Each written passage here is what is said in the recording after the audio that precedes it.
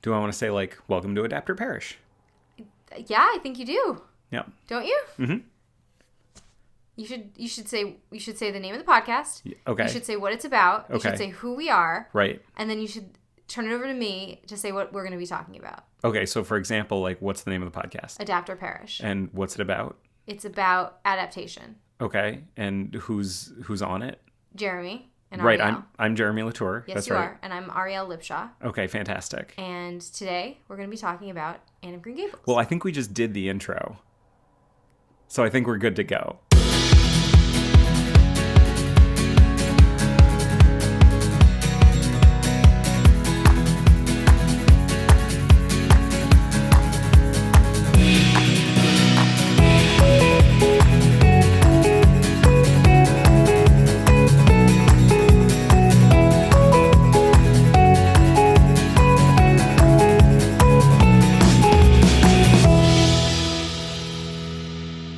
It's the first episode. Okay. No, but seriously, everyone, this is the first episode of Adapt or Perish. This is a podcast where we like to take books that we love and examine all of the different adaptations that have been made from that work. Not necessarily just books. No, that's absolutely true. Although all the ones that we picked at the beginning are books. That might be true. Right. But we are not excluding in the future talking about other things that have been adapted into other things. That's right. Absolutely. We could do Transformers if we want to. Because that was like a toy and that turned into a movie, right? A toy, yeah. Or like, a movie that was turned into a musical that was turned into another movie. We could definitely do that. That's the producer. But today is books. Yes. Okay, so today we are going to be talking about books. My name is Jeremy Latour. My name is Ariel Lipshaw. And we are doing this podcast together. And today we are going to be talking about a book called Anne of Green Gables. All right. Now, this is a book I had never read. This is a book I have read maybe 8,000 times. Right. So we're starting at very different levels in terms of this. Right. All right. Should I give a little history about our relationship together to this book? I think you should give a little bit of a history about your relationship to this book. My relationship to this book is my favorite book. Spoiler alert.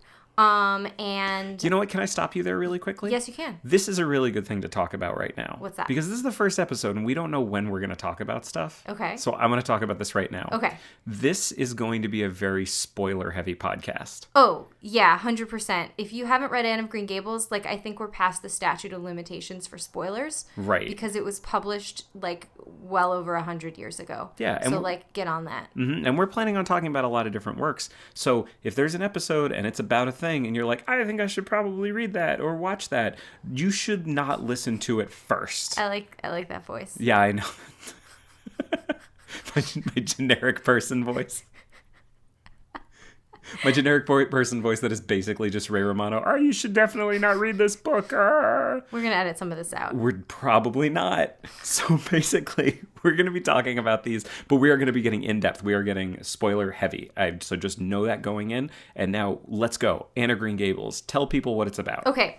Anne of Green Gables is a beautiful tale written at 20th century. It was written a good long time ago.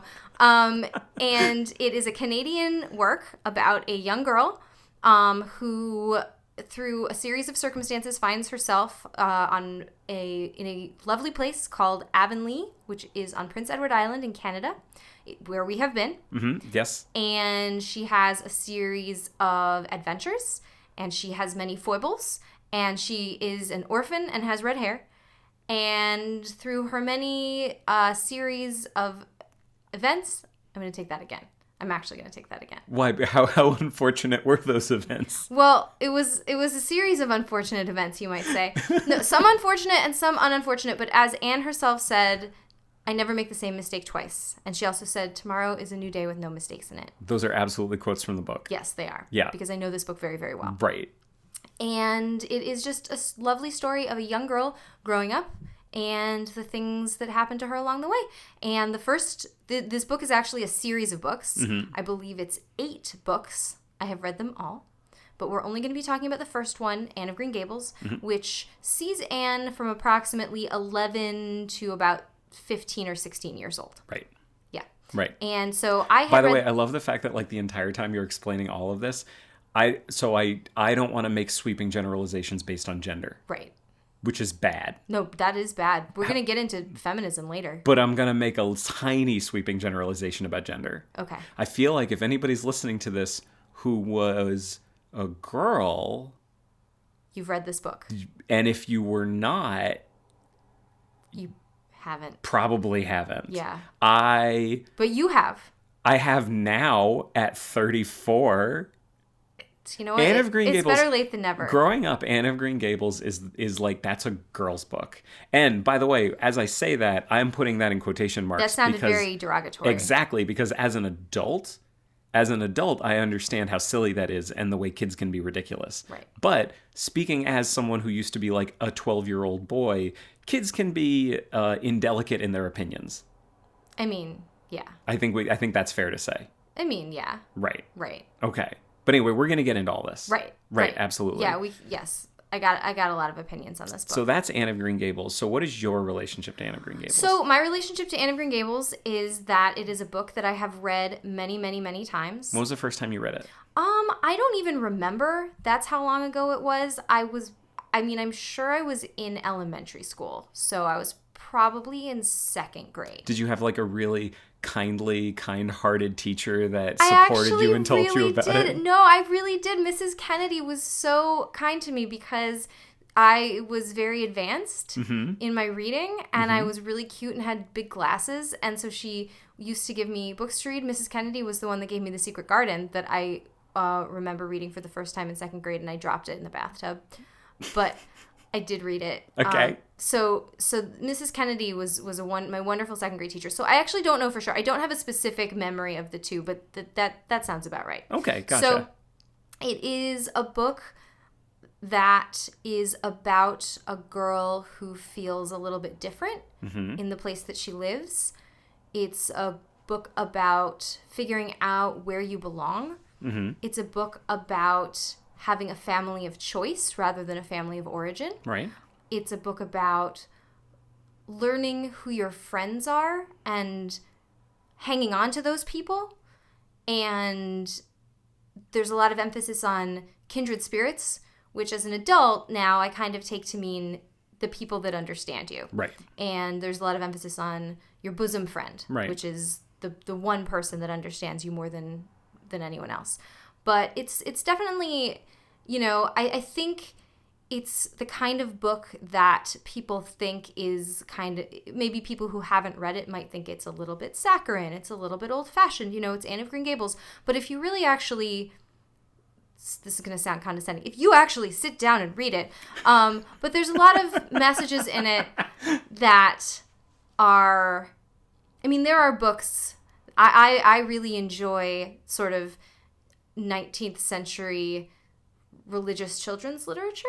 Right. That's an interest of mine. Yeah, absolutely. So, for example, like the Elsie Dinsmore books, I feel like it gets lumped into that category of like, this is just a story about a super wishy-washy girl. Oh my God, don't even get me started about the Elsie Dinsmore books. A series of books I totally had heard of before we met, right, which is not true. Not true at all. Right. But it is a book about, it's a book about being different and finding your place in the world in which you live. Absolutely. And I think that is a message that is really timeless and that really resonates with me in particular. Absolutely. So that's my relationship with this book. I think that's something that would resonate with a lot of people. Absolutely. Absolutely.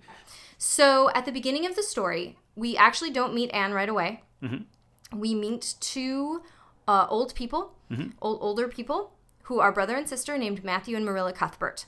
And we learn that they live in a house called Green Gables in a town, or right outside a town, called Avonlea on Prince Edward Island in Canada. Right. And those places are all fictional, but they are all based on real places. Well, Prince Edward Island is real. Prince Edward Island is real. I like the fact that it's like Matthew and Marilla Cuthbert, fictional. On Green Gables, fictional. In Avonlea, fictional. On Prince Edward Island, that one's real. That one's real. That one's real. Because we have been there. Right. We've been there together. Yes, we have. Lots of people have been there. We saw. Someone might be listening to this who lives there. We saw all the Anne stuff. It was great. We'll get into that. We'll get into that. I'm sorry. Okay, so I'm talking about the book now. So at the beginning of the book, we find Matthew driving towards the station in his horse and buggy. And this is very unusual because he never dresses up and he never goes to town. He's very shy, we're given to understand.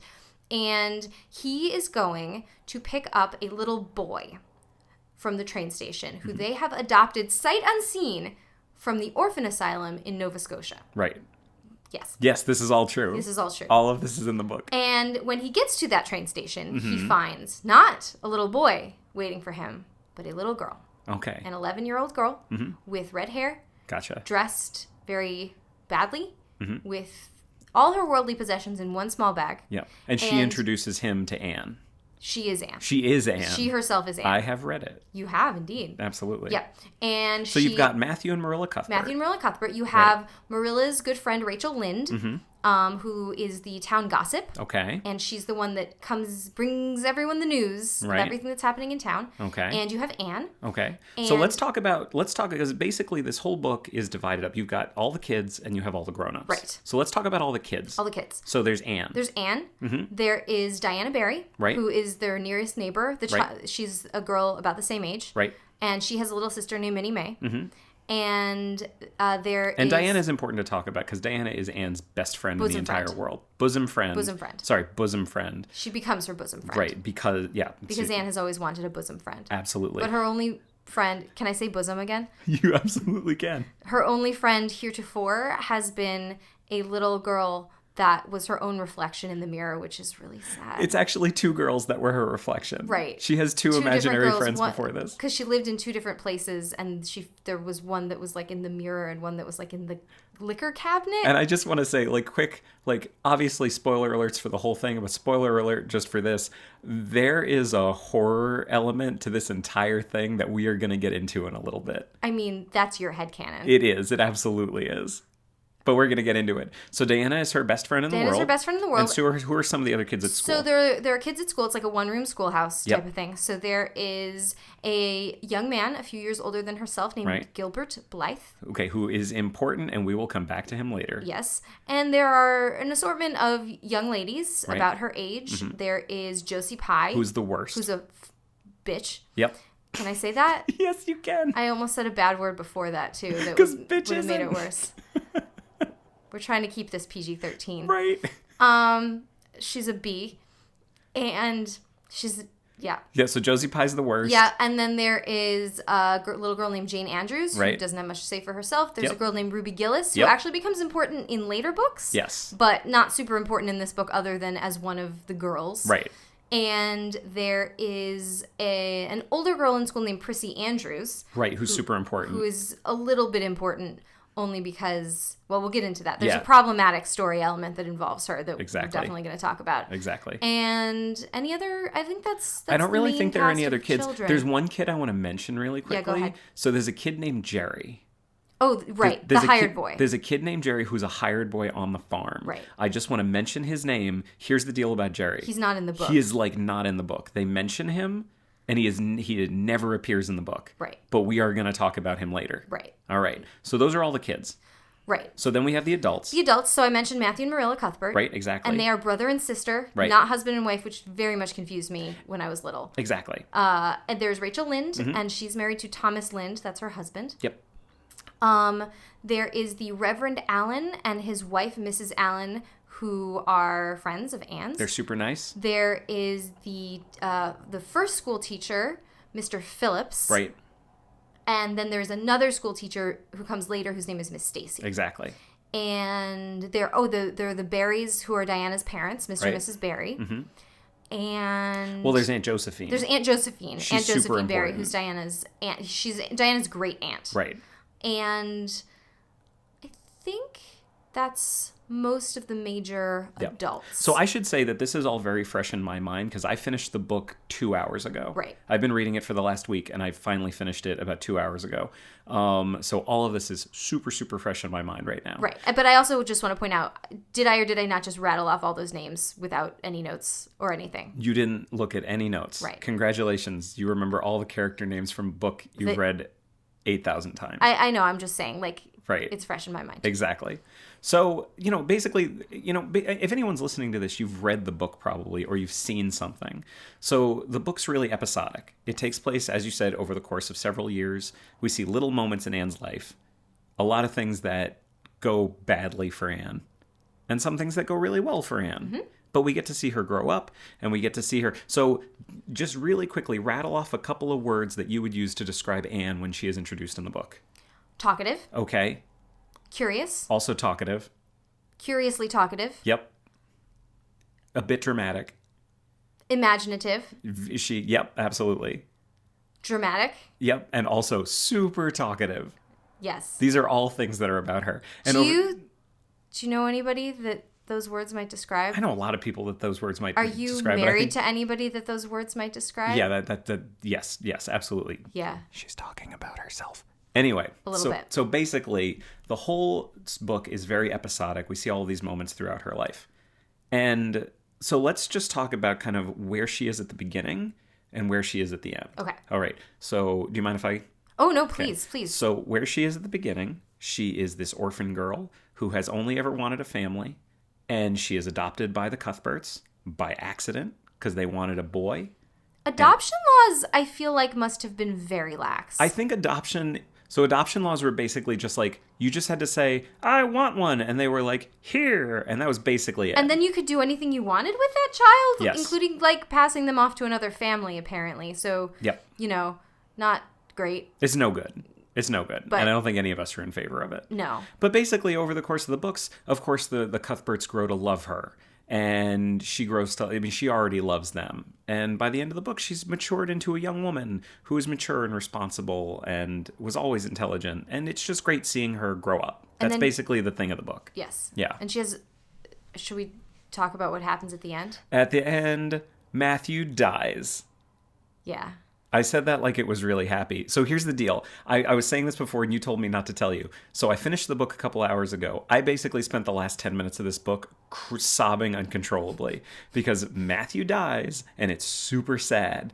And Marilla loves Anne and says lots of great things about her. And it really makes me cry a whole bunch. So I'm just going to say I cried a lot at this book. Can I say the line that I wouldn't tell you before because I didn't want to spoil it for you, but is the one that gets me every time? What's the line? So, like, basically Matthew's last night alive. Yep. They're having a conversation. And so Anne has by the way, he has heart problems and it's 1900, so of course he's going to die. Right. Yeah. And Anne is about 15 at this point, and she's just won a scholarship to, like, what they call college, but it's, like, secondary school, more like. And she says to him, I really wish I'd been that boy that you wanted because I could have been so much more help to you. And he says to her, but it wasn't a boy that won that scholarship, was it? It was a girl, my girl that I'm proud of. Mm-hmm. And that is what gets me. Yep. You actually did tell me that. Oh, did I tell you that? You totally did. Oh, well, then that was less interesting. Yep. Cool. But the thing about it is, like, so my experience of this is I've watched all of this backwards. So we're going to talk about this story in 3 different ways. So there's the book. Yep. There is the 1985 Canadian miniseries. And then there's the Netflix show that just came out this year. Well, it was on CBC, so it was like 2016 on Canadian television, and then we just got it. Exactly. We just got it on Netflix here in the States. Right. So these are the 3 different versions of it that we're going to talk about. So by all accounts, I have done this entirely backwards because I watched the Netflix one first. Yes, you did it chronologically backwards. Exactly. Then I watched the miniseries, and then I read the book. Right. And I kind of was reading the book while we were watching the miniseries, but I finished the book today. So I did this whole thing backwards. So, like, Matthew dying, not a secret. I knew that going into it. Right. But we're going to get into that. Yes. We've said we're going to get into that about, like, 6 things. Are we taking notes on the things that we're going to get into? Nope, but let's get into it. Let's get into it. So I think we've said all that really needs to be said about the book. Yes. It's a classic. It's beloved. Like, can I ask you something? Yeah. Did you like the book? As an adult? Yes. Yes. As a 34-year-old man, did you enjoy reading this book? As a 34-year-old man, I actually did enjoy reading the book. However, I don't think I would have enjoyed it that much when I was a kid. That's fair. Yeah. But it's a really good book, and everybody should read it. Yeah. And it doesn't take that long. Yeah. Yeah. Absolutely. So I think we've said all that really needs to be said about the book. Do you want to talk about the 1985 Canadian miniseries? I think we should absolutely talk about that. Beloved Canadian actress Megan Follows. Yes, her name is Megan, not Megan, but Megan. Megan. Yeah, absolutely. I'm going to say this right now. Yeah. I get that people really love this miniseries. Yes. I thought it was okay. I didn't think it was great. Well, let's talk about it in the context of an adaptation, since that's what this podcast is about. Absolutely. Did you think it was a faithful adaptation? Oh, super faithful adaptation. Like almost too faithful, yeah? Yeah. Yeah. Yeah, absolutely. Yeah. No, really, really faithful adaptation. Like, there's not really a lot to talk about in terms of, like, what did they add? What did they take away? They basically did the book. They did the book. So I think we should talk about some of the choices that they made, because the script is basically the book. Right. So they didn't really innovate there. But I guess in terms of casting and the way that they said it, I mean, it was... Well, hang on. So there is one aspect of it. Okay. And just having read it, there's a really interesting thing that I found the entire time. The way the plot is given in the book, a huge portion of the plot is given through someone telling you that something happened. Like, you'll find out about something that happened that day because Anne goes home to Marilla that night and recounts what happened that day. Right. Whereas when you're actually... Greek tragedy. Exactly. So when you're actually, like, showing it, when you're actually doing this in a TV show or a movie, you get to actually you get to see it. Right. You get to actually see it happen. Show, not tell. So one of the things that the miniseries did that, I think any good adaptation will do is it really picks the moments when it's going to show instead of just doing what was in the book. So there's a lot of things we see in it that we didn't really see in the book. We just heard Anne talking about. Right. So I will say, as an adaptation, it did that well. Right. Yeah. Right. It kind of had to do that. Yeah. So it's not just they didn't just take the book and turn it into a script. Right. Right. Right. So I guess my feeling, so I don't have the relationship with this miniseries that I feel like a lot of women of my age do. Right. I mean, I had definitely seen it, but it wasn't something that I watched like on a regular basis or like owned on VHS. Like I definitely had friends that owned, like it was like one of those 2 double VHS tape things. And I definitely had friends that owned it.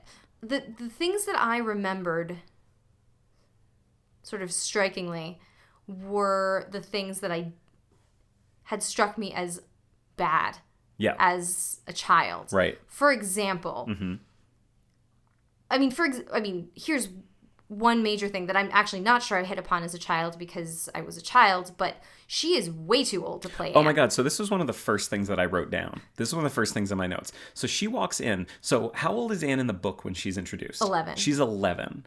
In the show, they're like, this girl looks older than 11, so we should make her 13. She's 18 She if is she's a day. 18 if she's a day. Turns out she's 17. Okay. She was 17 when they shot it. But still. So she comes across, only by virtue of being 17, she comes across as like stunted rather than precocious because she's talking like an 11-year-old, but she's clearly and like wearing long braids, right. But she's clearly 17. Exactly. It's weird. So it's weird. It's a weird effect, and I don't know if people were just sort of simpler back then and willing to kind of take that on face value. So she looks really old. She looks old. Yeah. I mean, and she's... And I will say this, she's tiny. Like, she is a short woman. She's like 5'2", but yeah. She's clearly like a fully fledged young lady. Right. And speaking of age, then Diana shows up. And we meet Diana for the first time. Yeah. She, to me at least, 100% looks older than Megan Fellows. Yeah. And is actually 14. It's very odd. It's very strange. It's very odd. Yeah. And I feel like some of the costume choices that they did to make them look younger. Like they wear a lot of sort of shapeless pinafore type things, but it only serves to sort of enhance the effect. Of course, I know what that is. Because, well, you saw what you they don't were have wearing. to explain what a pinafore is to anybody listening to this, because I mean, I know what it is. Definitely not going to explain what a pinafore is. You can look it up.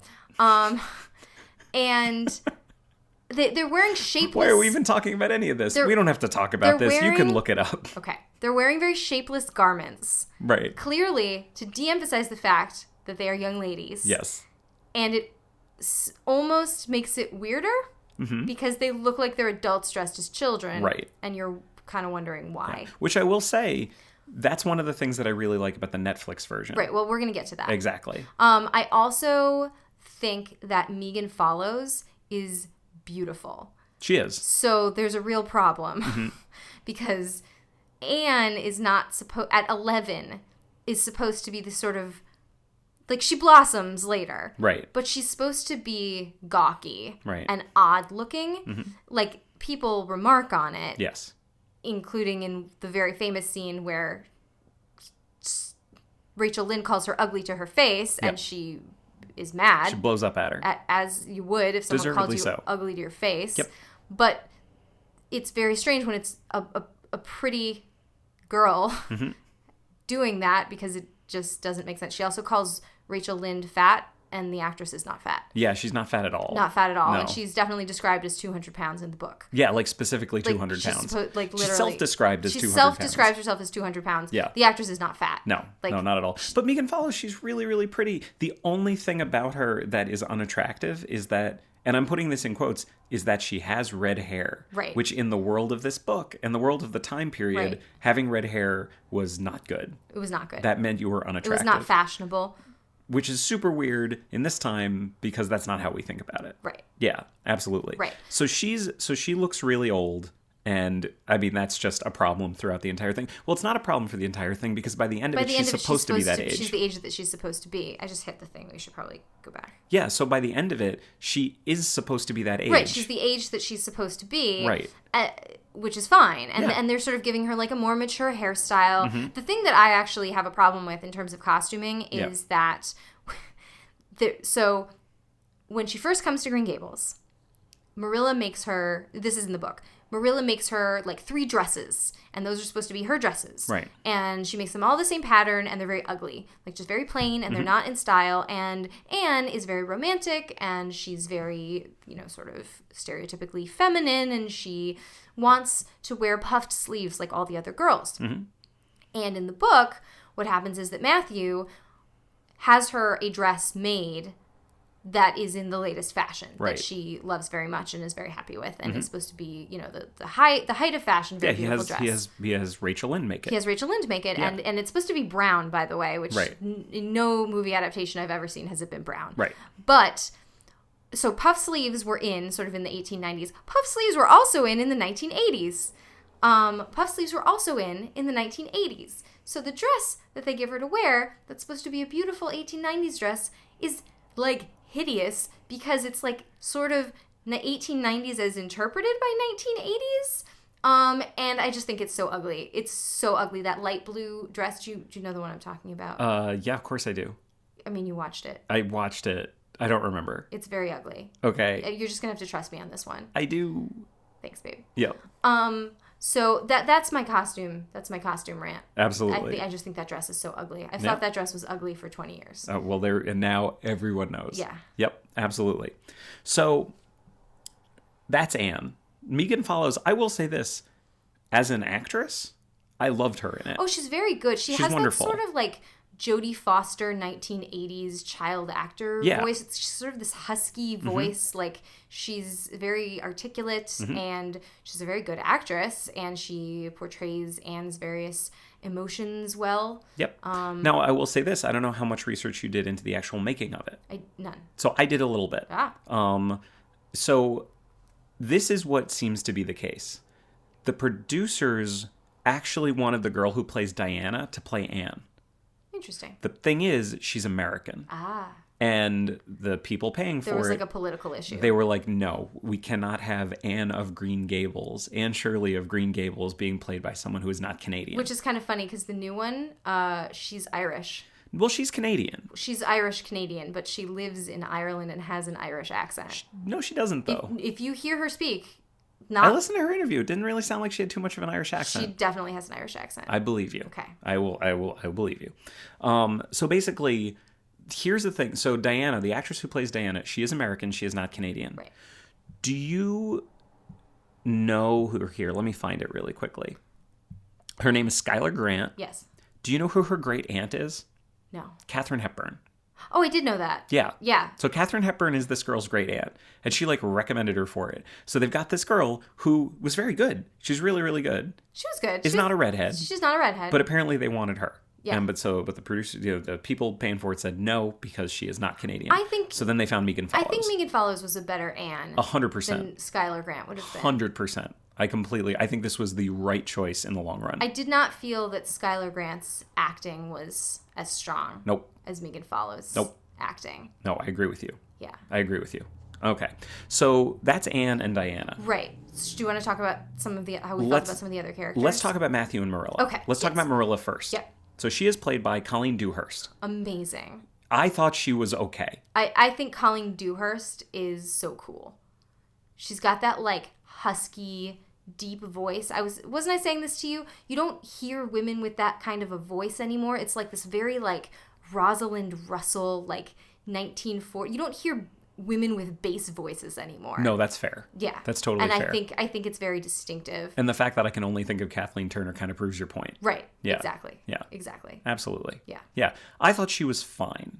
I think she's great. I don't really have many problems with her in it. I thought she was fine. Yeah. It's an older acting style. Yeah, it's an older acting style. I mean, if I had to say anything about just the basic casting of Matthew and Marilla, I think they were a little old. Like, they're supposed to be older people, but I feel like at that time, older didn't mean actively elderly. Older meant like 40s and 50s. It didn't mean 70s. Because Marilla lives to see Anne's 6th child. Right. So, like, she can't be 70 when the thing starts. Right. Because she would be 150. Exactly. Right. Yeah, I don't think your math checks out. I mean, as we've established, I didn't do well on the SAT in math. Maybe we'll get into that. So basically, I think Colleen Dewhurst is fine. At the end of the day, I think she's fine. She, and I think a lot of actors in it, do a thing that it just, to me, sounds like they are reading dialogue. Mm-hmm. It sounds like this is the dialogue that is from the book that has been around for 100 years, and it is beloved. I'm going to read these lines that are from the book. But I didn't really get the sense that often that they were really like putting a lot into the acting. I didn't believe them a lot of the time. I believed that they were reading the lines. Whereas Megan Follows, I believed her the entire time. Yeah. No, I think that's fair. Yeah. Yeah. So that's Colleen Dewhurst. That may well have been, and this is again like a thing about adaptation. Mm-hmm. How important is it to keep dialogue straight from the book versus how important is it to kind of tweak it as a screenwriter, right, to make it sound a little bit more like things that a human being would actually say. Right, exactly. And I feel like that's a really fine line. Mm-hmm. That, you know, I feel like if something sounds stilted, I would say, like, that may be the fault of the script. Right. You know? Mm-hmm. That when someone was writing a novel, they weren't necessarily thinking of a human being trying to read it out loud. I agree with that. Yeah. Yeah. So that's Marilla. At the end of the day, she's fine. Yeah. Let's talk about Matthew. Okay. So I am a dick. Because when this started... You're not supposed to swear. I am a jerk. Yeah. So we get into it. Matthew's been on screen for like 5 or 10 minutes or something like that. And Jeremy goes, who is this guy? He's just like reading lines. Turns out he is beloved character actor Richard Farnsworth. Yeah. I'm a jerk. Richard Farnsworth is a national treasure and a living legend. He also mocked his death scene. Well, that we're going to get to. I want to say this about Richard Farnsworth. Richard Farnsworth is an American national treasure. Is he American? He is, yeah. Okay. Oh, he's totally American. I would have thought he was Canadian. He's been in Westerns for years. Okay. Like that's who he is. I mean, he's passed. Well, yeah, that's the thing. He died. Do you know how he died? Of being old? No, not at all. What happened to him? So in 1999, he was in a movie called The Straight Story, which David Lynch directed. Okay. So the movie is about an old man who gets on his riding lawnmower and drives across the country. I remember seeing previews for that movie. Exactly. That's Richard Farnsworth.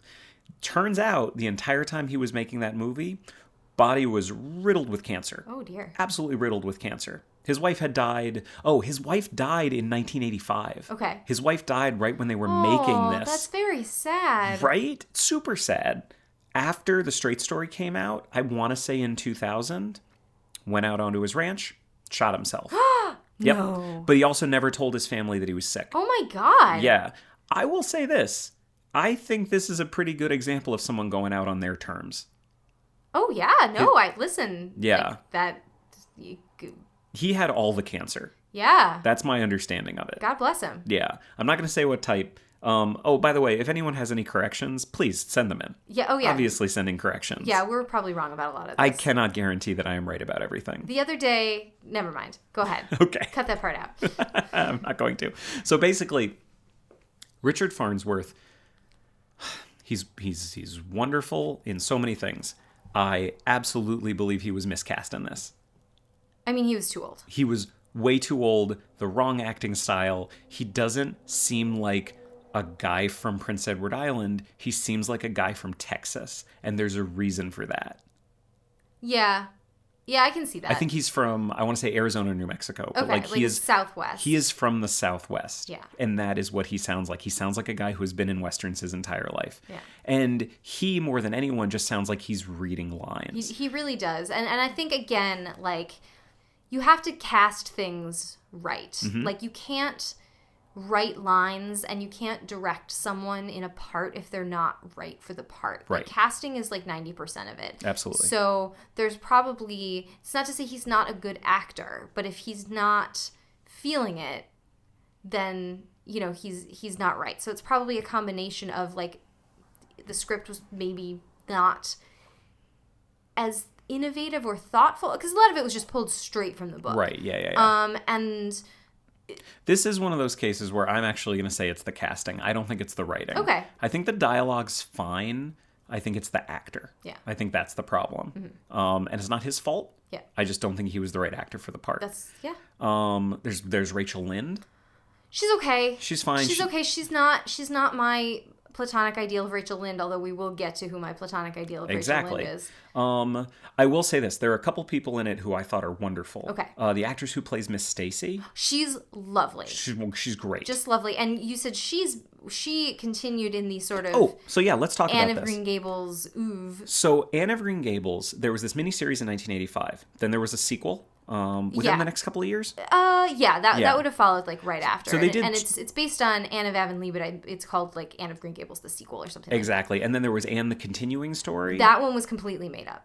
Right, exactly. So I actually haven't ever seen hang on. that. So it's completely made up in terms of being based on any books, right. But it still is like the third part of these miniseries that they were doing. That's correct. What I mean is that there are like 8 Anne books, and that is not based on any of them. Right, exactly. It's a made up story about. I've never seen it. I just hit the table. Should I go back? No, just keep going. It's a made up. This is our first episode. We are figuring this out. Fictional tale of. I don't know. Gilbert goes to war. I actually don't really know what it's about. Yeah. She has to go to Europe in the war to find Gilbert. So let's talk about Gilbert for a second. Yes, let's talk about Gilbert. So a short version of this, Gilbert is this guy that she hates for her entire childhood. Turns out, and then they're in love. Turns out suddenly they're in love. But not in Anne of Green Gables, which is really they don't fall in love for a while. Well, you can tell in Anne of Green Gables that he loves her. Sort of, yes, he does. Yeah, it's going somewhere. Absolutely. But they spoiler alert, they do get married and have 6 children. Exactly. Yeah. And he's fine. He's like a jerk when he's a kid, but like I mean, everyone's a jerk when they're a kid. Exactly. Yeah. And then for the entire book, he's just getting nicer and nicer to her, and she is just still being a jerk to him. And then finally learns that she actually should forgive him and be a grown-up about it. She does. And then she grows up, but it's all part of maturing. It's really, really nice. It's great. Absolutely. So he's fine. Yeah. The actor who plays him is fine. He's also dead. He is. He died really tragically. Did he have an embolism or something like that? Some bad thing, like at a very, very young age. He was in his 40s. Like recently. Yeah, it's not good. Yeah. But here's the thing I want to talk about. So there's these 3 miniseries, right? Yep. Okay. All the same cast across all of them. Yeah, I believe basically. So. I believe so. It's Megan Follows. Like, it's Megan Follows as Anne for the entire, all of them. Yeah. Okay. Then, in the 90s, there was a TV show, a Canadian TV show called Road to Avonlea, which got rebroadcast on the Disney Channel in the United States as Avonlea.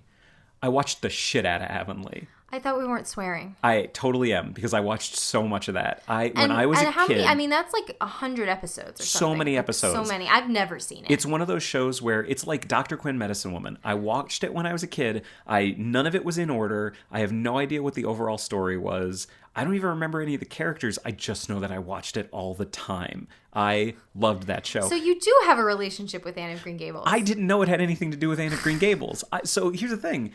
I thought Green Gables was the town that she's from. Oh, boy. I didn't know that Avonlea was the town and Green Gables is the house. Because no one names their houses. I mean, they do in Anne of Green Gables. Not in my childhood. Yeah, because you grew up in the 80s in Maine. I understand that. So basically, I didn't know that Avonlea and Anne of Green Gables were connected until years later. Okay. So this show is weirdly connected to the miniseries. there's a whole bunch of cast members who appear in the miniseries and appear in the show. In fact, I have a little list right here. Okay, so there is... What? This list that I've prepared before. I have prepared this list. So they're in the miniseries, in Anne of Green Gables, there is a woman who works in the shop. Yes. Do you remember? And while we were watching it, I was like, I know and you her said, from what's something. her name? And I said, she doesn't have a name. And then she was called by her name. Turns out her name's Mag Ruffman. She was in 91 episodes of Avonlea as a character named Olivia Dale. No, I mean, I'm sure the actress has a name. I'm saying the character. No, I understand that. Okay. So basically, that is not the character she played in Anne of Green Gables. Right. But she played this character in Avonlea. Okay. She was in 90 episodes of it. I knew I recognized her from something, and that was it. So here's a couple other people. She played this character, Alice Lawson, in Anne of Green Gables and Anne of Avonlea. So she was in the miniseries as a different character. Here's actually an interesting one. We're going to talk about R.H. Thompson in a little bit because he plays Matthew in the 2016-2017 Spoiler version. alert, I thought he was great. Oh, he's wonderful. I love him so much. Adored him. He's my favorite part of all of them. He was in 17 episodes of Avonlea There you go. as a totally different character. Because he, I believe, is a lauded Canadian actor. Mm-hmm. So there's an actress named Jackie Burroughs. She was Mrs. Amelia Evans in Anne of Green Gables. No clue who that is. She's the elocutionist. Oh, yeah, I remember that.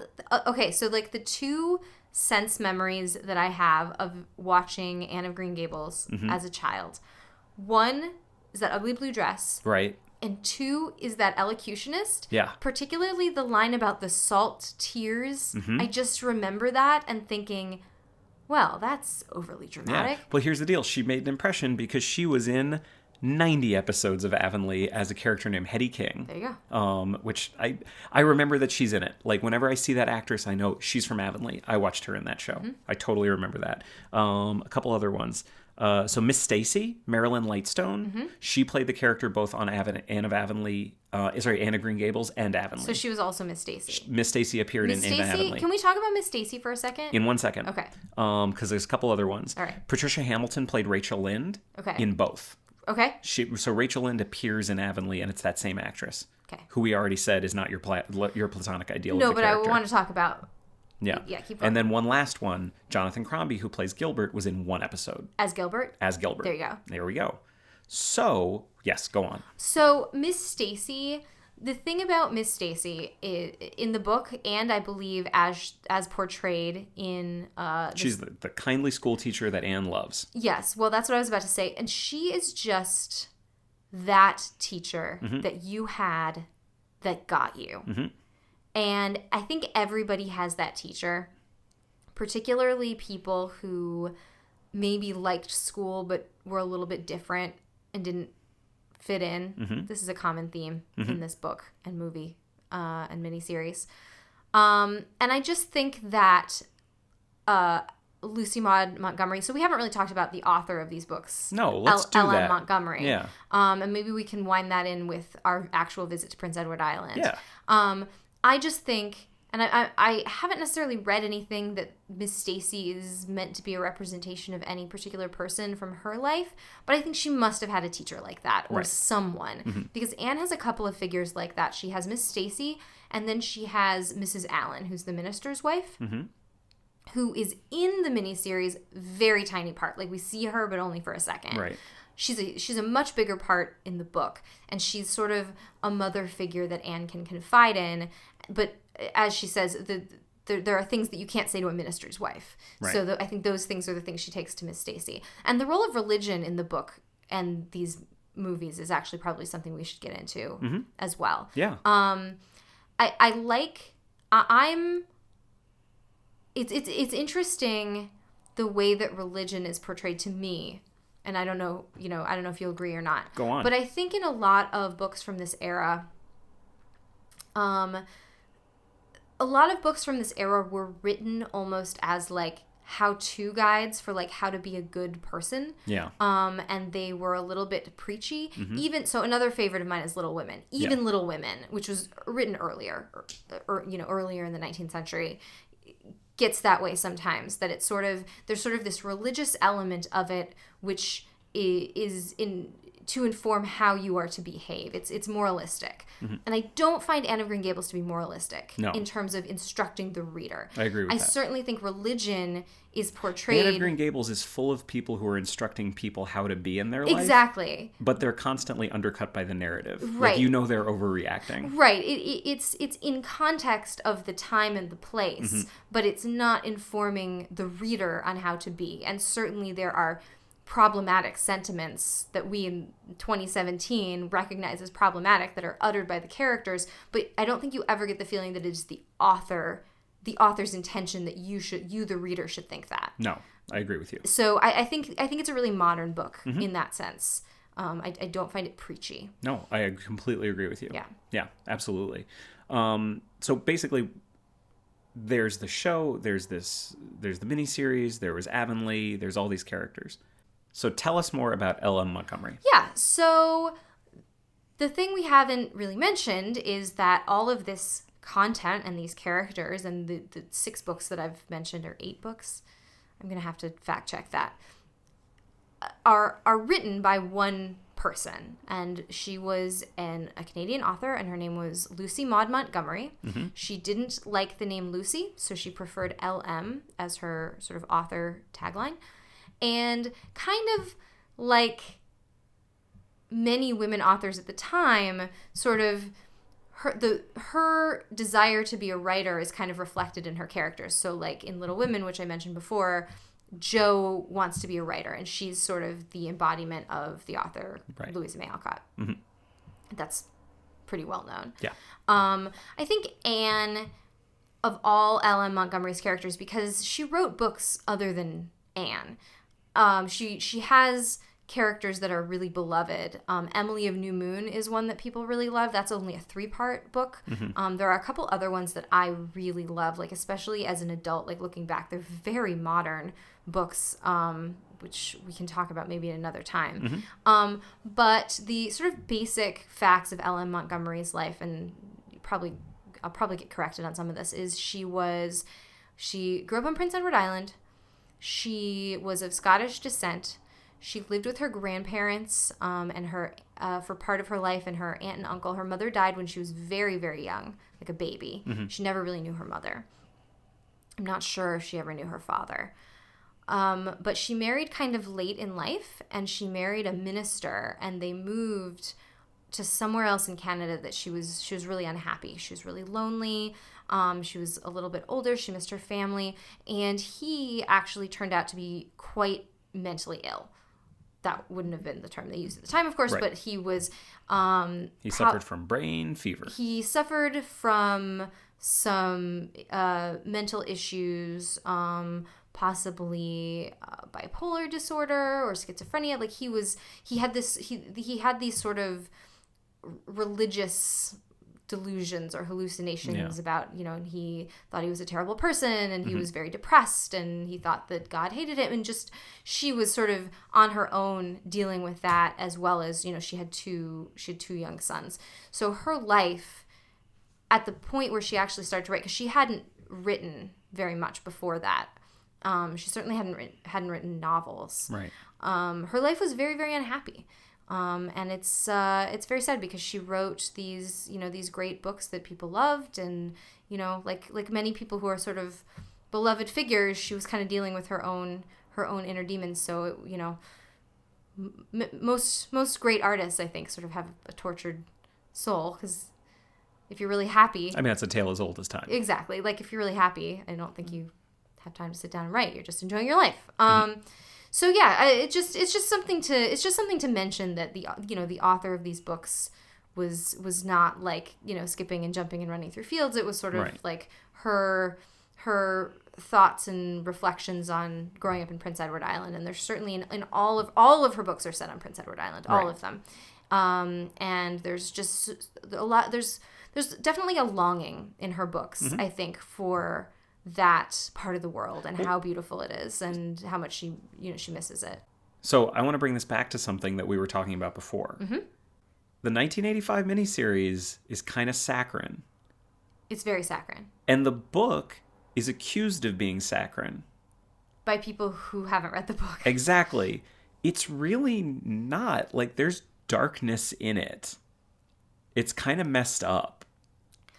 Yeah, and I think that's actually a really good segue into the 2017 miniseries. And there's stuff we're going to talk about from the 1985 miniseries in context of the new one as well. But I think the thing that I wanted to say about the new version, Anne with an E, as it's called, which I am not crazy about the title. I think in Canada it was just called Anne. So when I sat down to watch it, didn't hold out a lot of hope for it because I had heard not great things. And there had actually been another version that just came out recently on PBS here that I got through about 5 minutes of it and turned it off because I couldn't stand it. I thought it was terrible. Right. That was the one with Martin Sheen. Which I'm talking about an actor playing Matthew Cuthbert who's like really American. Yeah. Literally the president. Literally the president of the United States, President Martin Sheen. Yeah. As Matthew Jed Cuthbert. Bartlett was Matthew Cuthbert. Exactly. I didn't even get to him though. I stopped when I realized it wasn't even part of the conversation that we would watch that one in context of this. No, because I told you I'm not watching it. Exactly. Because they literally penciled freckles on her face with like an eyebrow pencil, and it looked stupid, and it was dumb. Absolutely, I'm on board. We're not even going to talk about that. We're not even going to talk about that. So anyway, I'm only mentioning that in the context of why I wasn't holding out a lot of hope for this other series that I'd heard about, and I had read some critical reviews of it. Yeah.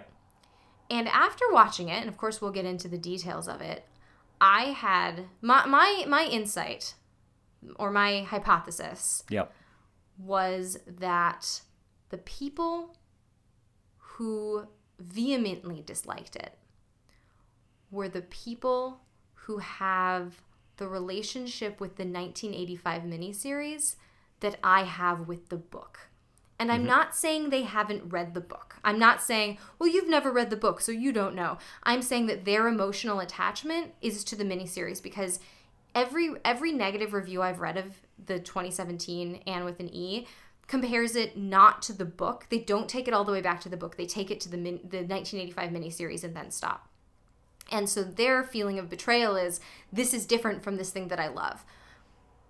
But I think it's much closer to the book in spirit than the 1985 miniseries. I agree with that. And I think... I can say that because I have read the book. Yes. And the reason that I love it... Yes.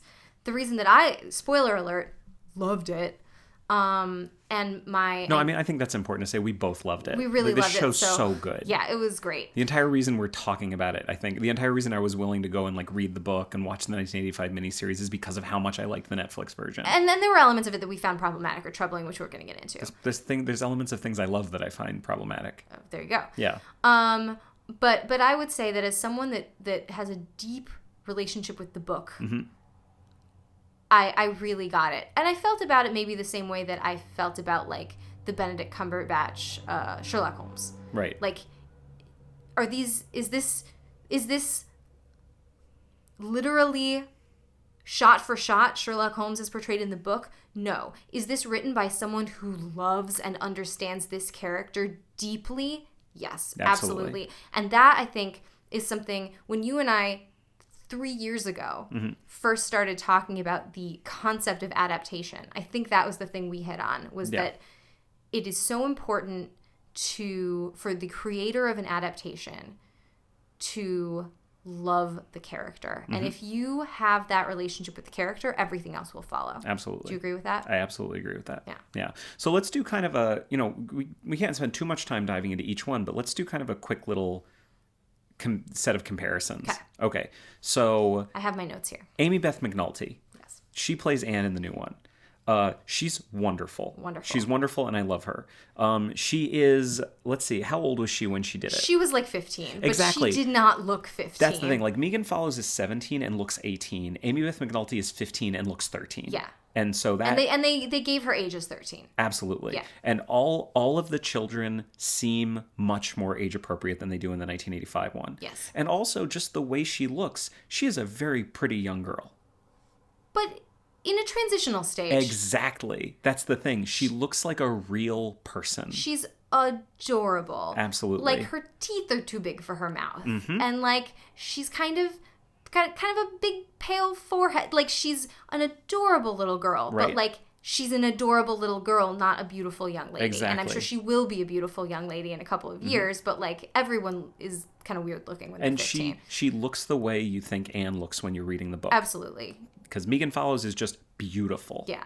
But traditionally beautiful. Yeah. Yeah, absolutely. Yeah. So Amy Beth McNulty is great. Her acting is fantastic. She was perfectly cast in this. Yeah. I think. I believe so. Okay. Let's talk about Matthew and Marilla. Oh my gosh, they're amazing. Okay. Literally, my very first note on episode 1 is Matthew and Marilla are perfectly cast. Yep. What is the actress's name? Geraldine Pause. Lawson? Hang on. So Marilla is played by Geraldine James. Geraldine James. Who is fantastic. I knew I recognized her. Yeah, Turns out she's been in a lot of... She's a British actress. Yeah. She's been in a lot of stuff. She was in Little Britain. Yeah. She was in the Robert Downey Jr. Sherlock Holmes. Oh, that's that the one you I don't like. refuse to watch. Definitely talk about that in another episode. Another episode. Save it for another one. She was Yeah. also a bit part in Rogue One as a pilot. There you go. She is absolutely perfect in this. Perfect. Yep. I love... I mean, we'll get into the costumes. Mm-hmm. The way that she was costumed Mm-hmm. is so indicative of her character. She has this like leather belt that she always wears. Mm-hmm. That's sort of this sort of belt / corset kind of a thing, and it's just so perfect for her character. Like it's kind of harsh and a little bit masculine, Mm-hmm. almost to say. And definitely a little bit different from Mm-hmm. what the other people are wearing. She's not wearing like ruffles and lace and puffed sleeves. Right. She's very practical in her attire, but also like she has this like one interesting accessory Right. to her that Yeah, because Colleen Dewhurst, she is wearing puff sleeves in the 1985 one, isn't she?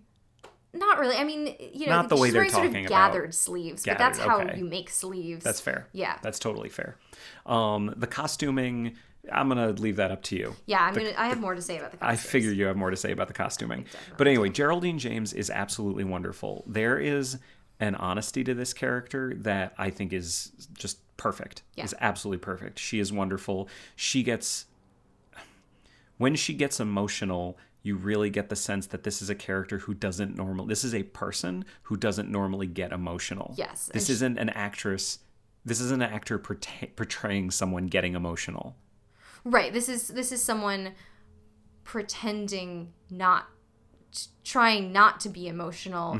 I feel like that's got to be very hard to play. Yes. That's very layered. Absolutely. You know, it's like they say if you're playing someone who's drunk, what you have to play is trying not to show that you're drunk. Right. And I feel like that's the same kind of a thing. Like she's so, the character is so closed off that playing being closed off, but yet still showing everything that's actually underneath that has got to be, it's brilliant. Absolutely. Yeah. And let's say this also, I can't necessarily say this in terms of the actual ages of the actresses, but she definitely portrays much younger than Colleen Dewhurst Yeah, I was. mean, I have no idea how old she is, but Yeah. I mean, I would say she's 55. Let's find out.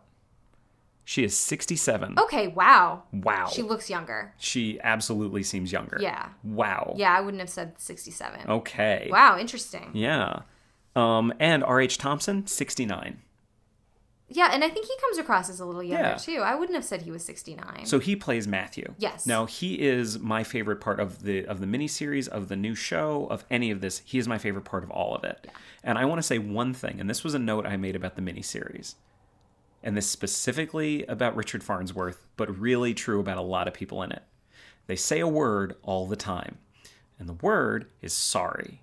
But they say it sorry. No, it takes me right out of it every time. Matthew Cuthbert, as played by R.H. Thompson, feels like a Canadian guy. Because he says sorry. Sorry. He feels As like, does Amy Beth McNulty, says sorry a lot. absolutely. He feels like a Canadian farmer from 1900. Yeah. Not a cowhand from New Mexico. From 1950. From 1950. Yeah. He absolutely feels ridiculously authentic. And the character of Matthew is so shy and so... what is his relationship with the world? frightened of it. Super frightened of it. His portrayal of Matthew's fear of the world is amazing. Yeah, I almost felt like they went a little too far. Mm-hmm. Like the part where he goes into town, it's almost like he's never seen a town before. And of course, like, logistically, he would have had to go into town regularly to, like, Right. do errands and things. Like, he's, like, sees a horse and buggy and he's like, oh gosh, what is that? And he knows what it is. Exactly. Can I tell you, as long as we're talking about Matthew, the thing that, it was something that he happened to say, but that was kind of my shibboleth for this entire TV series as to, oh, this is someone that knows the book. The person that wrote this knows the book. Sure. So he, at one point, hitches a ride to go to Charlottetown. Yes. Where we have been. Right. And I don't think we need to keep reminding people that we've actually been there. Like, it's Prince Edward Island. A lot of people have been there. I know, but we just went there. It was so great. I know. It was great. I have a rock from the beach. No, you don't. No, I didn't take it. 100%. Take only pictures, leave only footprints. That's my motto. It's not on my nightstand. Nope. He goes to hitch a ride with, like, some guys in a cart, like, hauling potatoes. Yep. And he says to them, are you going to the vessel? And the vessel is mentioned literally one time in the book. In the context of, he's hauling potatoes to the vessel, meaning the ship that is going to take the potatoes off the island to parts unknown. And I was just like, if whoever wrote this script picked up on that one tiny instance of just one throwaway phrase and brought it in and used it, like, as how they would refer to that thing, then this is a person that is intimately familiar with the book. And I can trust them to do a good job on this script. Absolutely. Which I feel like they did not let me down. I agree with that. Yeah. So I think this is worth talking about in the context of this. Let's talk about timelines for a second. Yeah. So in the miniseries, the 1985 miniseries, we basically get, it's like 4 episodes. It's like 3 hours long or something like that. Yeah. That covers the entirety of the first book. Right. Basically, the entire first book happens within that first miniseries. Right. So this was, what, 7 episodes? 8? Yeah, something like that. And it was not even the whole first book. Not even the whole first book. So it's clear that the plan for the TV show is they are going to stretch this out.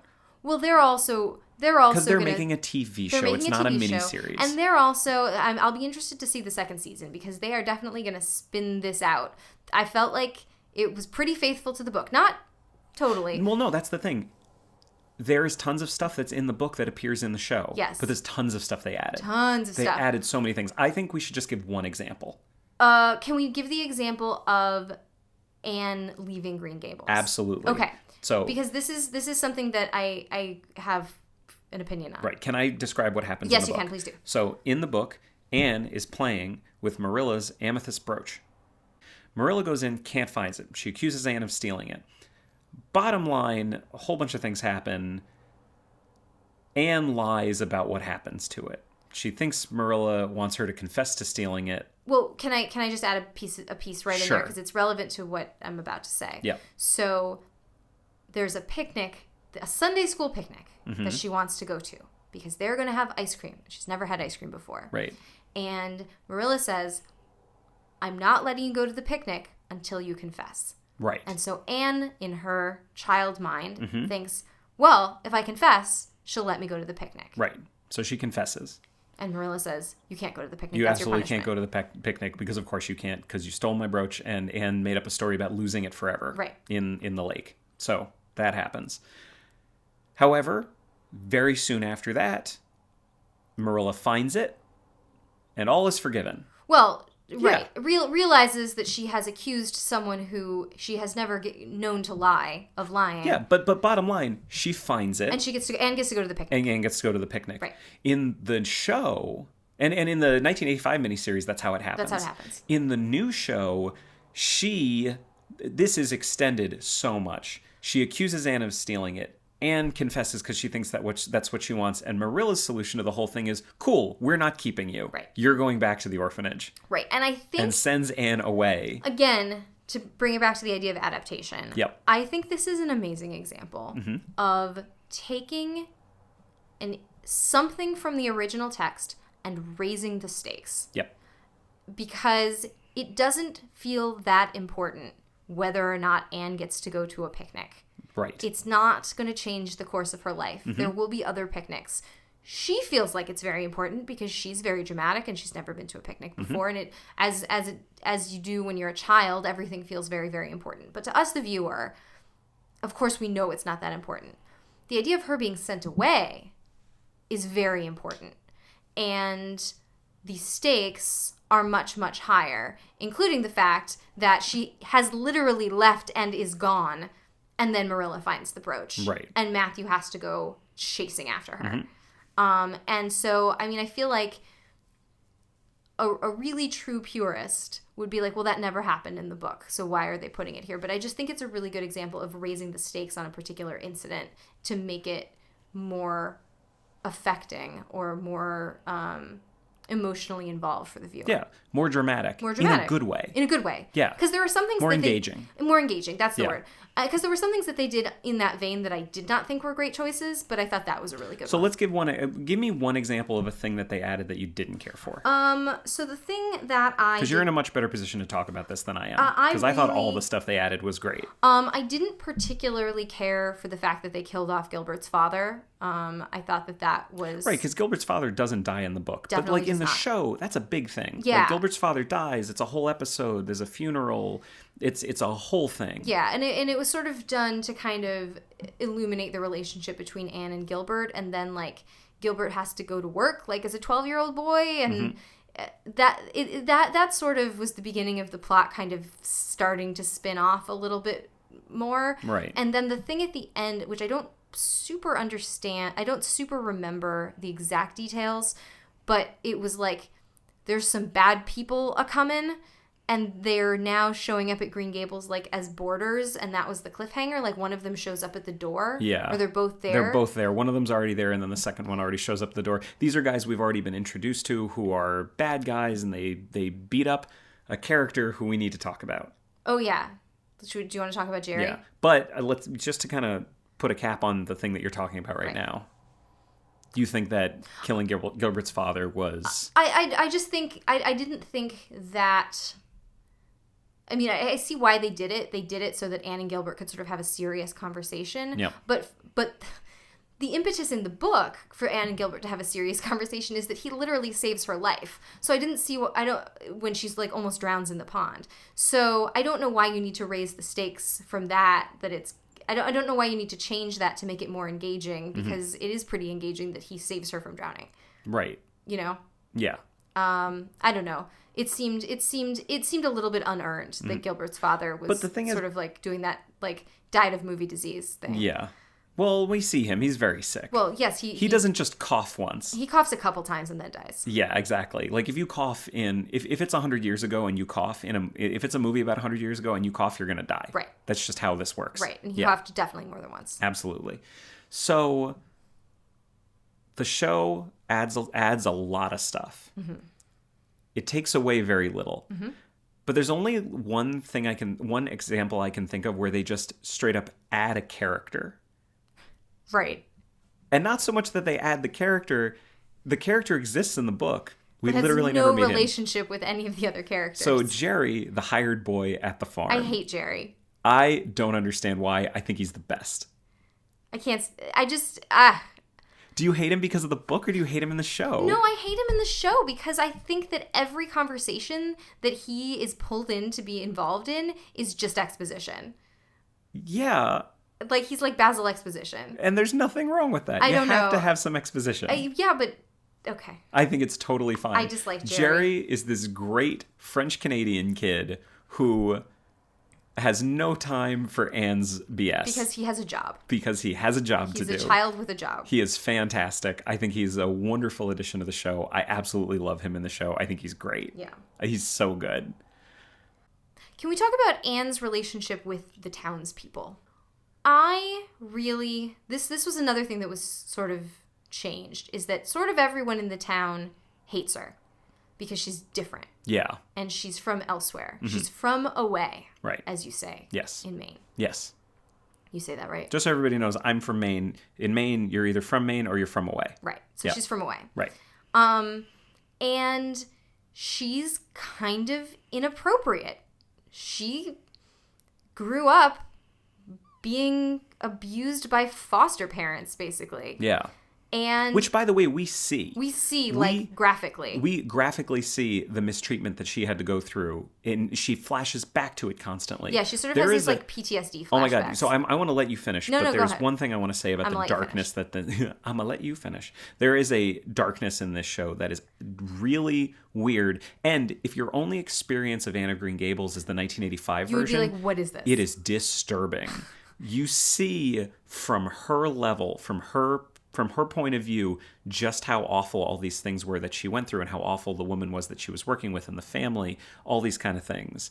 And they flash back to it constantly. You see the torment that she was exposed to at the orphanage. Physical abuse and neglect. And the mental abuse from the other kids at the orphanage. She had a rough life. Rough life. And in the book... she talks about how rough her life was. And in the 1985 miniseries, she talks about how rough her life was. And in the new one, we see it. Yeah. And it's so much more powerful. Yeah. I feel for her so much more than I did in the other versions. And I think, too, that the way that she acts is realistic. Like I mean, I'm not... You know, we have a friend that's a social worker, and she could probably speak... And your mom is a social worker, and they could probably speak to this more than I could. But, like, I know it's common for... children who have been abused to be sort of inappropriately sexual, for example, and to like want to talk about things that are not appropriate for them to be talking about, or to act out in ways that are kind of weird or creepy because they have no way of dealing with these things that adults have done to them. By the way, if anyone here hasn't seen the Netflix version, based on your description right there, Anne in this does not try to bone down with anybody. No, she doesn't try to bone down with anybody. She basically tells the other little girls about sex. Right, exactly. I want to make it clear what we're talking about. She tells the other girls about sex, and she doesn't even understand what she's talking about. Right, that's the exactly, thing. But exactly. like, the other girls know enough to know that that's not something that you talk about. Like, obviously, in the time and context that we're talking about. And I like that. Like, it seems realistic, and I kind of like the way that they kind of subtly try to bring in these sort of modern critical looks. As another example, there is a school teacher, a male adult school teacher. And in the book and in the 1985 miniseries, it is implied. It is implied and straight out said. Yeah. He is, if not having a physical relationship, he is in love with his 16-year-old pupil. Right. And it is critically examined through the lens of this miniseries, this TV series. Absolutely. In a way that you're there's like, a whole thing where that's an adult and she's a child. He is caught canoodling with her by the younger children, and that is not a thing that happens in the book. No. And that's examined. It's absolutely examined. That becomes a plot point. And I appreciate that it's examined. Yeah. I don't like it when things from the past are presented non-critically. No. Because it makes you think that that's something that the filmmaker thinks, even if it's not. And it makes you feel, this doesn't make me feel like safe to watch because I don't know what's going to happen. You know, I don't feel like this is... I feel like at any time anything could happen and I'm going to be really upset about something that's going to happen in this because they don't know that this is upsetting. Right. Do you know what I mean? Yes. Does that make sense? I think so. And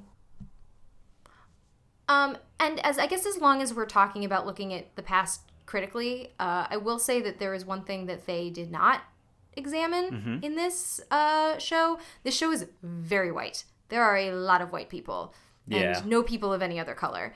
And I don't know anything about the racial makeup of Prince Edward Island in 1900, so I could not say what the realism level of the fact that every single one of them... I didn't know that was an issue you had with it.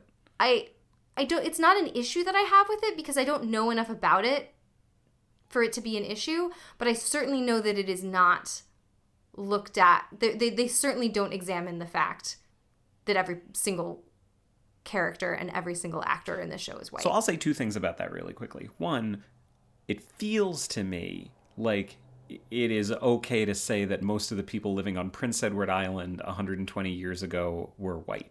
Yes. But also, if anybody knows differently, please email us. Let us know. Please let us know. We don't know. We would actually love to hear more about that. Yeah. I think that's very interesting. I guess I just feel like in 2017, if you, and unfortunately this doesn't happen, and it should, I just feel like if you're going to make not even just a movie, but a TV series with 100% white actors. Yeah. I don't know. I didn't know this was an issue you had with it. It's an issue that I have with everything. I guess I don't. I'm going to take the other side of it. It's Canada 120 years ago. I understand, but that's what I'm saying. I don't know what the realism level of that is, and it just feels. It feels unfair. Okay, it feels so unfair. Here's the thing. I don't agree. Okay. I don't agree with this. I don't think it's an issue because there is something that is brought into the show a lot, and that's classism. Yes. Classism is actually a thing in this. Yes. Racism is not. And that's one of the things that I really love about Jerry being a character in it is because you actually get to see the classism that's happening. Well, that is a little bit of racism because he's French. This is and true. That would have been considered a different race. He's Exactly. French Canadian. Yeah. But he is a kid the same age as all the other kids in school, but like he's not going to be in school. Right. The way they treat him, he would never go to school. There's another book, if you like Jerry. Okay. If you like Jerry, I do. There's the two books by Ella Montgomery that are probably my favorite books of hers are called The Story Girl and The Golden Road, which are sequels of each other. Yep. And in that book, it's like a group of children, but one of their friends, it's like two different families, and like they're all cousins of each other, except for the girl that lives down the lane and the hired boy on like the two farms. And so one of the group of friends is the hired boy. And so that does actually get examined when they're all going to school and has a job, but they're all the same age and his life isn't like the rest of theirs. And all I will say is if you're interested in the character of Jerry, you should read The Story Girl. Good to know. Yeah. So we've been talking for almost an hour and a half now. That's a long time. I know it is. I feel like there are two things that are still important to talk about. We haven't talked about Mrs. Lind. There are three things that we need to talk about. Okay. I think we got to talk about Mrs. Lind. Yep. I think we got to talk about Aunt Josephine. Yep. And we got to talk about the thing that happens to Matthew. Okay. All right. That's sort of, I think, in the right order. Okay, so let's talk about Mrs. Lind. Oh for my a God, I second. love Mrs. Lind so much. She's great. Oh my God. She's great. The actress that plays her. So good. What is her name? I don't know her name, but I know that she's in the movie Best in Show. She plays one of the dog show judges. She is. She's got like one line, but she's the one that the Weimaraner attacks in Best in This is true. Show. Yep. Yeah. Okay. Her name is Corinne Koslow. Okay. She is absolutely wonderful. She's perfect. I hated her in it, which is the point. You hated the character. I hated the character until I loved the character. Right, which is how you're supposed to feel about Mrs. Lind. Exactly. Whereas the Mrs. Lind in the 1985 one, I just kind of disliked her the whole time. I love Mrs. Lind's little catchphrase. She always says, "That's what." Exactly. Yes. She is great. I actually don't think there's that much more to say about it. No, except that we just adored her. She's wonderful. Yeah, I couldn't let it pass. Now I have a question. About how much I loved her. I have a question for you. Yes. So, I think we both love all the people that were cast in the new one.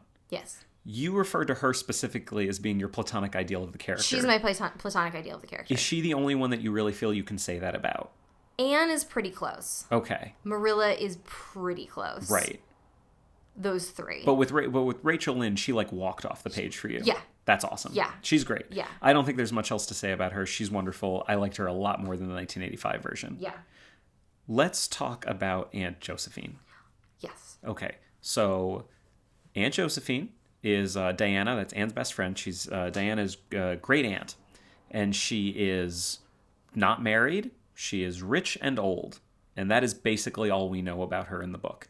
Right. And she is just a spitfire. She says what's on her mind. And she grows to have a really good relationship with Anne. And that's throughout the books. Exactly. Yeah. In the book, she's just presented as this old spinster. She's an old maid. She's an old maid. A spinster, yeah. And in the 1985 miniseries, she is presented as A spinster. a spinster. She's an old maid. Yes. In the new one, Here's what we are told. She is in mourning for her friend right? that neither of them ever married, and they both lived together until she died. Absolutely. And she's very, very sad. I loved this. I loved it. I absolutely loved it. It was great. Because if you're going to introduce an element of, like, queerness into Anne of Green Gables, I feel like that is a very realistic way to do it. Mm-hmm. Because that was definitely a thing. Mm-hmm. It was called a Boston marriage. Yep. Which is interesting because I did not know that. We live in Boston. This is true. David Mamet wrote a play called The Boston Marriage. Mm-hmm. He's your favorite playwright. He is my least favorite playwright. That's true. We can talk about him another time. Maybe. But no, that's what it was called. It was called The Boston Marriage, and it was really, really, really socially acceptable for two women to set up housekeeping together because they weren't married except to each other. Mm-hmm. Except they weren't. Exactly. They were in love. And this is one of those things where this kind of thing would never have been in the book at that time. Oh my God, no. Never would have been in anything. No one would have talked about it. I will say, Uh-huh. Lucy Maud Montgomery Yes. had very passionate friendships with other women. Mm-hmm. Who's to say? We don't know. We don't know. At the end of the day, we don't know. We don't know. And we could say whatever we want to about how Ella Montgomery would have been fine with this. She would have loved it or she would have hated it. We don't know. We have no idea. We don't know. But it's 2017, so screw what she would have thought. Exactly. And like you said before, Anne of Green Gables was a really modern book. Yeah. It had a really modern sensibility to it. And I think it is perfectly in keeping with the spirit of it that the show has a really modern sensibility for our time. Yeah, and they didn't like hit you over the head with it. Like if you weren't looking for it, I'm not sure you would have even thought about it. And not only is it there, it's handled beautifully. It's handled. It's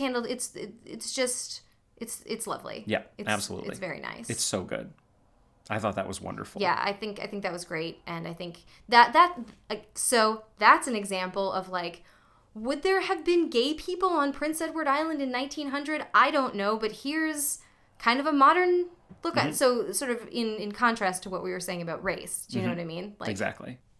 One other thing I wanted to bring up before we get into what happens to Matthew is the sort of notion of family as it's portrayed in this series.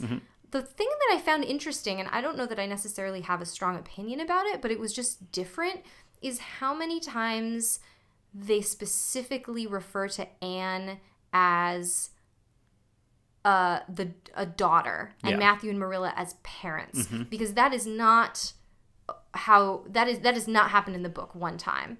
She never refers to herself as their daughter, and they never refer to themselves as her parents. And she brings that up almost from the very beginning. She says, you know, have you always wanted a daughter? And I'm so excited that you're going to be my parents. And I've always wanted a father, and things like this. Yep. And, you know, so I will say the first time I cried in the show, not the last time, but was when he finds her in the train station. And the man, this is when Anne has run away. Yes. Basically, at this point, this is when Marilla has sent her away because of the brooch and everything like that. And Matthew has to go find her, and it was never in the book. But right, and he finally finds her, and she's like in the train station trying to like drum up some money to go somewhere.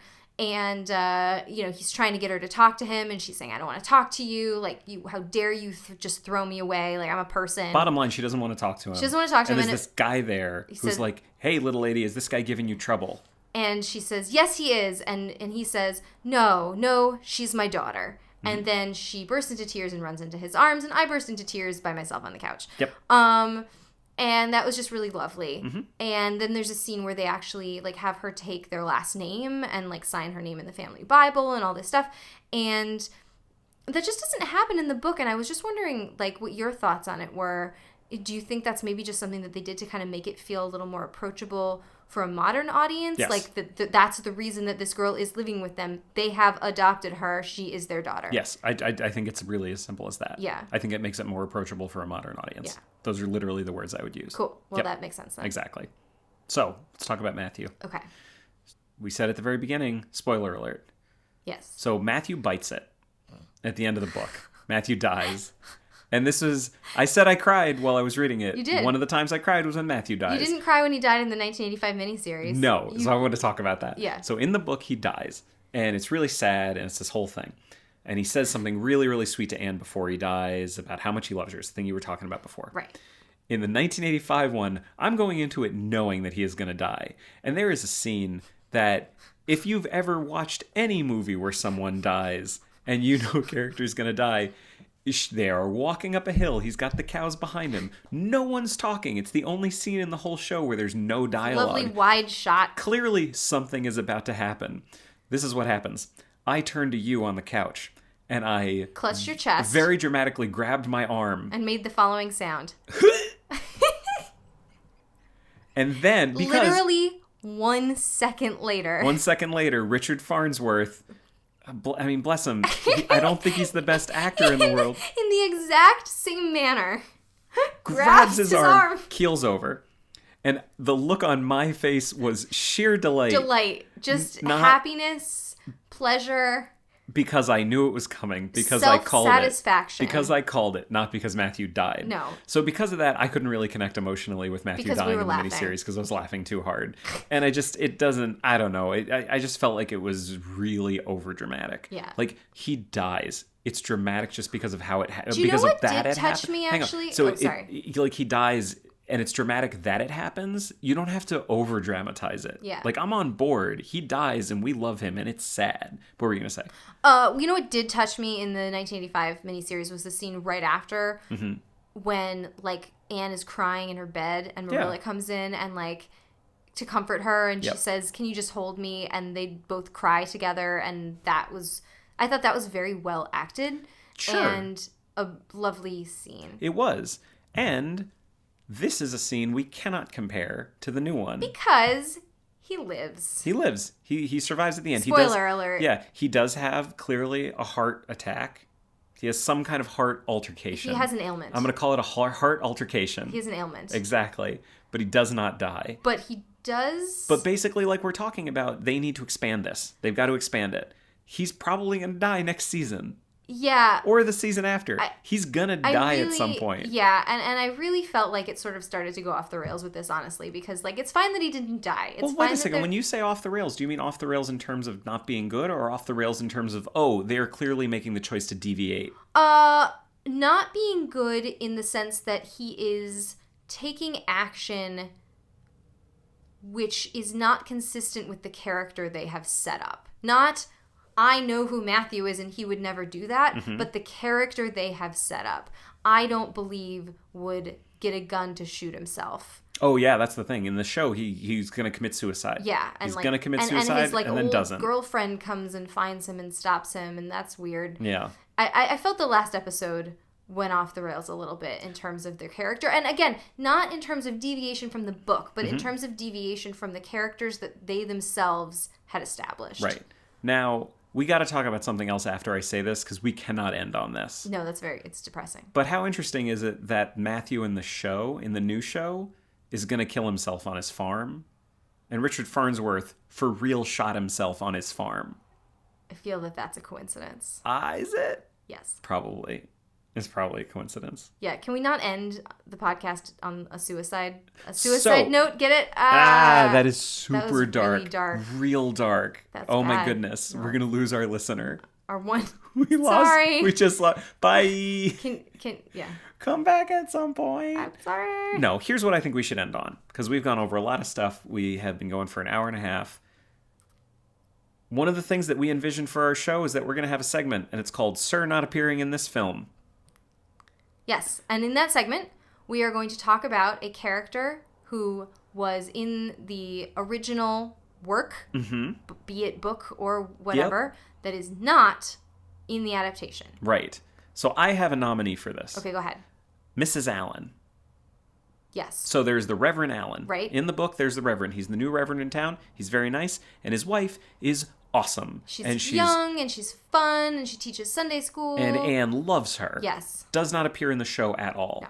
So I think the question is there another character in the show who kind of takes the place of Mrs. Allen, or do we just feel like Mrs. Allen just isn't going to show up yet and will probably be in next season? I mean, maybe because Miss Stacy also does not appear in it. Does also not appear, but also both of them really become. I mean, we end the show when Anne is still 14. Yeah. So I feel like we've got like 2 more years to go before we get to the end of the book. So maybe they will, and they both sort of. They both are sort of like the female mother figures that kind of transition her into her teenage years, you know, her older teenage years. Right. So maybe they will show up later. Yeah. Well, I think we should end there. Yeah. I think maybe we didn't stick the landing. We've been talking for a long time about Anne of Green Gables. We hope that you enjoyed this. If you want to get in touch, if you let us know we got anything wrong. Yeah, so there's 2 different ways that you can get in touch with us. One of those is we do have an email address. It's adaptorperishcast@gmail.com. Feel free to email us. You can also follow us on Twitter at adaptcast. That's our Twitter handle. And we'd love to hear from people. We hope people listen to this, and we hope people like it. We're going to be talking about a lot of different things, a lot of books that I love, a lot of books that Ariel loves. And things that aren't books. Things that aren't books. Right. But for now, we're gonna focus on books. Should we say what our next episode is going to be? No. Oh, it's going to be a surprise? Yeah, it's going to be a surprise. All right. Yeah, should absolutely. Should we give a hint? No. Huh? Nope. All right. I absolutely don't think so. Okay. Cool. You have to come back and find out. Thanks for listening. Bye. Bye.